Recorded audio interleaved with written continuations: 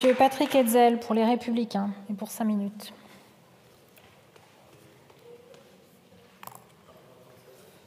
Madame la Présidente, Monsieur le Ministre, Monsieur le Président de la Commission, mes chers collègues. Avant tout, je voudrais excuser Xavier Breton, notre orateur, qui, hélas, a connu une difficulté qui l'empêche d'être présent dans l'hémicycle cet après-midi, ce qui explique ma prise de parole à ce titre. Nous sommes face à un budget en trompe-l'œil. Selon le point de vue que l'on adopte, on ne voit pas la même chose. Il est vrai que les crédits de la mission justice augmentent de plus de 5% en crédits de paiement, mais dans la mesure où l'inflation est au même niveau, il s'agit plutôt en réalité d'une stagnation. S'agissant de la répartition des efforts, nous prenons acte d'un nombre important de créations de postes dans les services judiciaires et l'administration pénitentiaire. Mais il faudra examiner la part des titulaires d'une part et des contractuels d'autre part. Les crédits alloués aux investissements immobiliers s'élèveront à plus de 500 millions d'euros en 2024, soit une baisse de 132 millions par rapport à l'année dernière. En 2017, Emmanuel Macron s'était engagé à construire 15 000 nouvelles places de prison au cours de son mandat. Cet objectif a été ramené à 7 000, puis à 4 500. Dans les faits, seules 2 500 places supplémentaires ont été construites depuis 2017, si bien que la surpopulation carcérale ne baisse pas. Aujourd'hui encore, ce sont les données qui viennent d'être publiées par votre ministère, Monsieur le Ministre. Nous apprenons ainsi que le nombre de détenus est reparti à la hausse au 1er octobre, avec 74 342 personnes incarcérées contre 73 693 en septembre.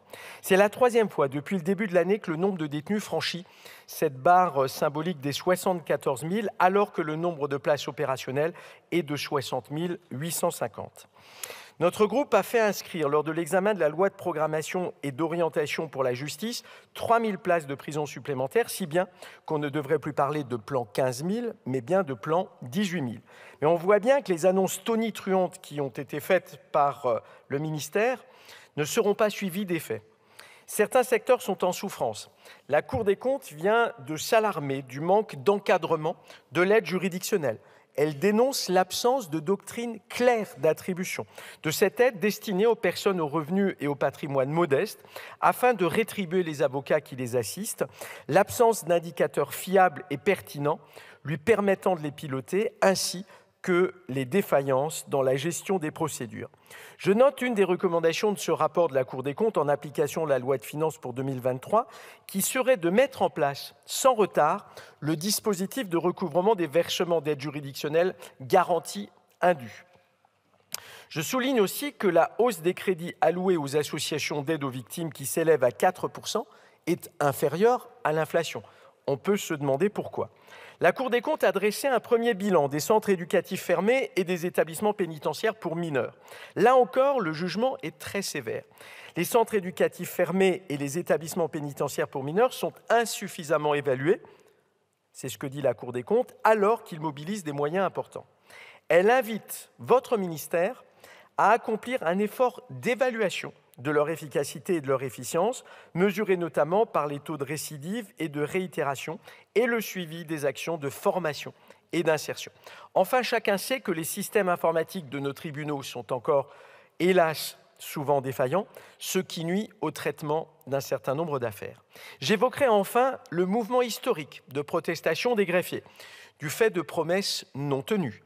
Il y a eu des négociations, mais les chiffres que vous avancez, Monsieur le garde des Sceaux, ne sont pas ceux qui nous sont rapportés sur le terrain. Vous parlez d'augmentation de 300 € par mois, mais dans les faits, lorsque nous interrogeons les greffiers, ces augmentations dépassent rarement les 100 €. Alors pourquoi cet écart entre ce que nous disent les greffiers quand nous les interrogeons et ce que vous nous affirmez ici devant la représentation nationale? Vous dites que 3 200 des 11 000 greffiers passeront en catégorie A. Pouvez-vous nous dire sur quels critères ils seront choisis? Il importe de montrer à nos greffiers que nous avons conscience de leur importance dans l'organisation judiciaire et il faut avancer sur ce point. Au vu de ces éléments, il est clair que le groupe Les Républicains votera contre ce budget. Je vous remercie. Merci, monsieur le rapporteur. La parole est maintenant